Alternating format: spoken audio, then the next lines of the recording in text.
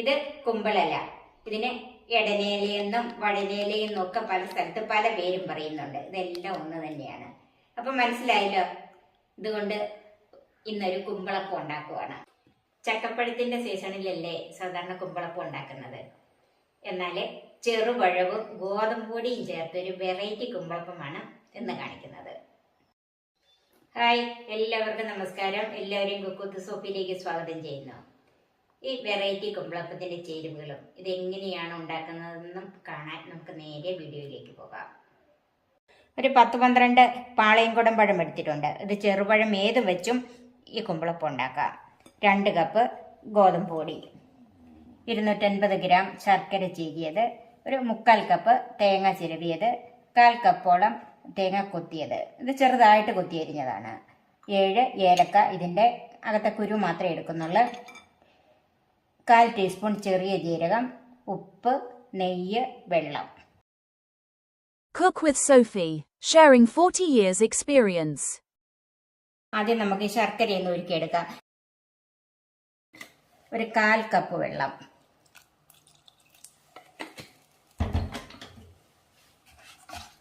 ഒത്തിരി വെള്ളം വേണ്ട. പഴമൊക്കെ കുഴച്ച് വരുമ്പോഴത്തേക്കും വെള്ളം ആവുമല്ലോ. പിന്നെ ഈ ശർക്കര ഉരുക്കിയ വെള്ളം കൂടെ മതി. നമുക്ക് നന്നായിട്ട് ഉരുക്കി വരട്ടെ. ശർക്കര നമുക്ക് മറ്റൊരു അടുപ്പിലേക്ക് മാറ്റി വെക്കാം. ഇനി അടുപ്പിൽ തേങ്ങാക്കൊത്തൊന്ന് വറുത്തെടുക്കണം. ചൂടായ പാനിലേക്ക് 1 ടേബിൾ സ്പൂൺ നെയ്യ് ഒഴിച്ചു കൊടുക്കാം. നെയ്യിൽ ഇങ്ങനെ തേങ്ങാക്കൊത്തൊക്കെ വറുത്തിടുമ്പം കുമ്പളപ്പത്തിൻ്റെ രുചി കൂടും. അതുകൊണ്ടാണ് ഇങ്ങനെയൊക്കെ ചെയ്യുന്നത്. നെയ്യൊന്ന് മെൽറ്റായിട്ടുണ്ട്. അതിലേക്ക് തേങ്ങാക്കൊത്ത് ചേർക്കാം. ഇത് കരിയാതെ നല്ല ചുവക്ക വറുത്തെടുക്കണം.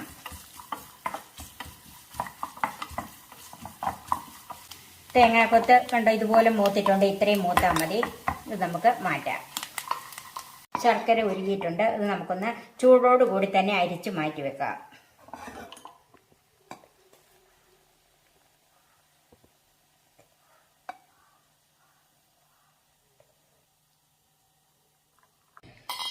ഇനി തേങ്ങായും ഏലക്കാടെ കുരു എല്ലാം കൂടി ഒന്ന് ചതച്ചെടുക്കണം. അതിനൊരു മിക്സിയുടെ ജാറിലേക്ക് മാറ്റാം.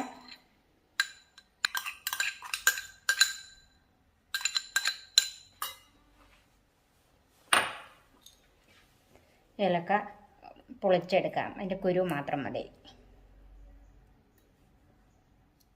ഏലക്കായുടെ അകത്തെ അരി മാത്രം മതി. അതെല്ലാം എടുത്തിട്ടുണ്ട്. കൂടെ നമുക്ക് ചെറിയ ജീരകം കൂടെ ചേർക്കാം. ഇത് വെള്ളം ചേർക്കാതെ തന്നെ ഒന്ന് ചതച്ചെടുത്താൽ മതി.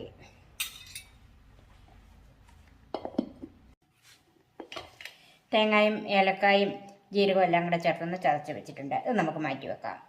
ഇനി നമുക്ക് പഴം ഒന്ന് പൊളിച്ചെടുക്കണം.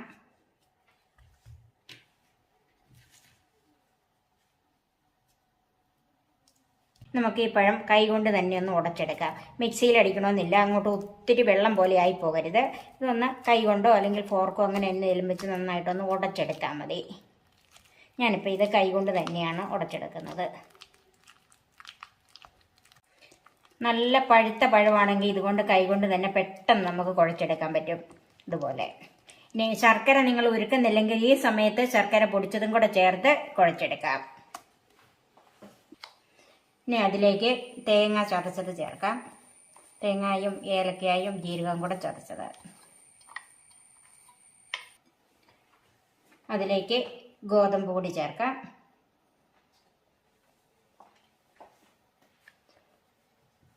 ഒരു 1/4 ടീസ്പൂൺ ഉപ്പ് ചേർക്കാം. ഇതെല്ലാം കൂടെ നമുക്ക് സ്പൂൺ കൊണ്ടൊന്ന് മിക്സ് ചെയ്യാം.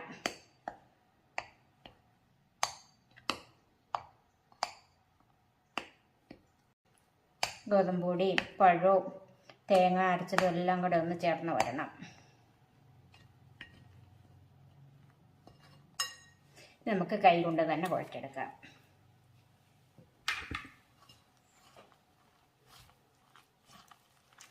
ഇനി ഇതിലേക്ക് ശർക്കരപ്പാനി ചേർക്കാം. ഇത് ചെറു ചൂടേ ഉള്ളു. നല്ല ചൂടോടെ ഒഴിക്കരുത്.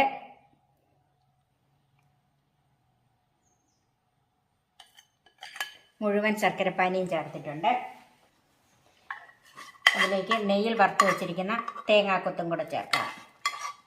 ആ നെയ്യ് അതിൻ്റെ അകത്തുണ്ടെങ്കിൽ അതും കൂടെ ചേർക്കണം.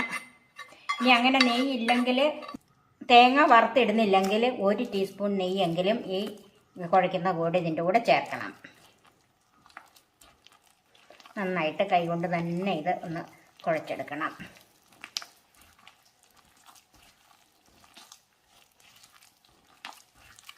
ഇത് ഒത്തിരി മുറുകി പോകരുത്, അതായത് അല്പം ലൂസായിട്ട് വേണം ഇത് കുഴച്ചെടുക്കാൻ.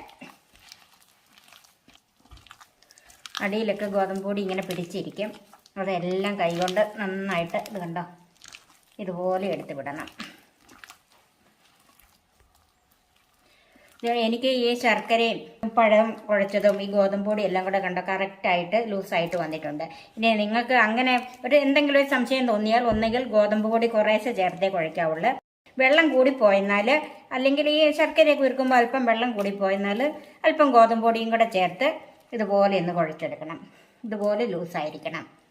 ഒത്തിരി മുറുകിപ്പോയെന്നാൽ നമ്മൾ കുമ്പളപ്പം ഉണ്ടാക്കി കഴിയുമ്പോഴത്തേക്കും ഒത്തിരി കട്ടിയായിട്ടിരിക്കും, ഒരു മയം കിട്ടത്തില്ല. അതുകൊണ്ടാണ് ഇതുപോലെ ലൂസായിട്ട് കുഴച്ച് വെക്കാൻ പറയുന്നത്. ഇത് നമുക്ക് മൂടി ഒരു 10-15 മിനിറ്റ് റെസ്റ്റ് ചെയ്യാൻ വെക്കാം. ഇപ്പോൾ റെസ്റ്റ് ചെയ്യാൻ വെച്ചിട്ട് ഒരു 15 മിനിറ്റായി. ഇനി നമുക്ക് ഓരോ വഴുനയിലയിലും ഈ കുമ്പളം നിറച്ചെടുക്കാം. വഴുനയില ഇതുപോലെ എടുത്തിട്ട് ഇങ്ങനെ കൂട്ടിയെടുക്കണം. നമുക്ക് ഓരോന്നിലും ഇതുപോലെ നിറച്ച് വെക്കാം.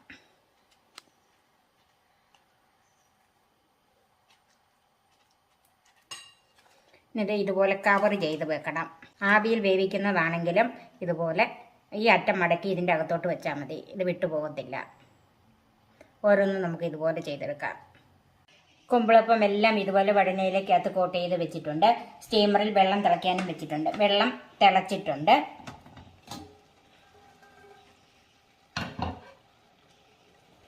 നമുക്ക് ഓരോ കുമ്പളപ്പവും ഇതിൻ്റെ അകത്ത് വെച്ച് കൊടുക്കാം.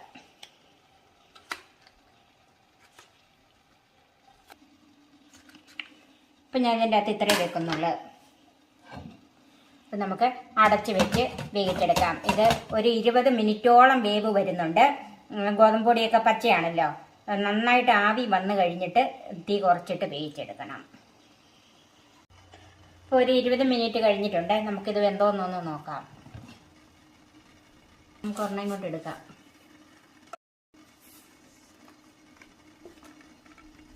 നല്ലവണ്ണം വെന്തിട്ടുണ്ട്. ബാക്കിയും കൂടെ നമുക്ക് സർവിംഗ് ഡിഷിലേക്ക് മാറ്റാം. നമ്മുടെ ടേസ്റ്റിയും ഹെൽത്തിയുമായ ചെറുപഴം ഗോതമ്പ് പൊടി കുമ്പളപ്പം റെഡിയായി. അപ്പോൾ ഇതിന് ചെറു ചൂടുണ്ട്. നിങ്ങൾ ഇതുപോലെ ഒന്ന് ഉണ്ടാക്കി നോക്കണം. എപ്പോഴും അരിപ്പൊടിയോ റവയോ തന്നെ അല്ലാതെ ഇടയ്ക്ക് ഗോതമ്പ് പൊടി കൊണ്ടും പഴമൊക്കെ കിട്ടുമ്പോൾ പഴമൊന്നും കളയാതെ ഇതുപോലെ കുമ്പളപ്പം ഉണ്ടാക്കി നോക്കണം. എല്ലാവർക്കും ഇഷ്ടപ്പെടും. എൻ്റെ ഈ ചാനൽ സബ്സ്ക്രൈബ് ചെയ്യാനും എൻ്റെ ഫേസ്ബുക്ക് പേജ് ലൈക്ക് ചെയ്യാനും ഷെയർ ചെയ്യാനും കമൻറ്റ്സ് അറിയിക്കാനും മറക്കരുത്. പുതിയ പുതിയ റെസിപ്പികളുമായി നമുക്ക് വീണ്ടും കാണാം. ഞാൻ സോഫി കുര്യാക്കോസ്.